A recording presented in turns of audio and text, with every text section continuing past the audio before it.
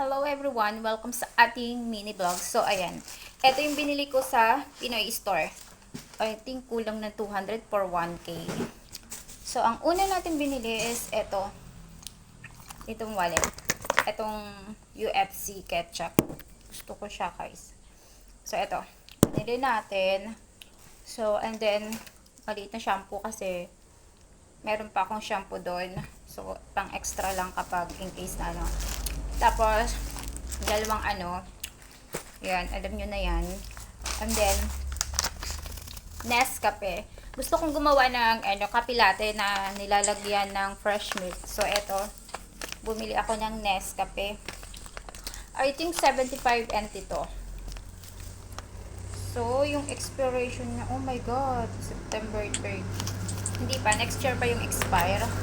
And then, eto guys, bumili ako ng Quaker Oats. Yan. Dalawa. Kung nasa nginimin na niya Ito mag-type ay ka na 40 ang word NT. na mo gawas in. So, ayan yung ating pinamili. And then, pang alis ng tagihawat, dalawa rin. Ang mahal nito, 170 to ang isa nito. So, dito lang kasi ako nahihiya. Baaw ni mag-type ka And ng then, ito guys, aloe vera word na tapos ang mo gawas pilihan mo moisturizer lamang. gel. Kung So, nasa yun niya yung ating pagkuhan. pinamili. Wala sa kuan yan sa cellphone Ito ay yan, nasa pag-automatic. 831 Pwede sa lahat. kudyan ibuhaton Parang ang automatic. mahal baga. Unsa. Pwede So, sa ayun, isit wala mo nang yan mura kung saan ngayon. sisit saan. So, yun lang guys. Thank you for watching.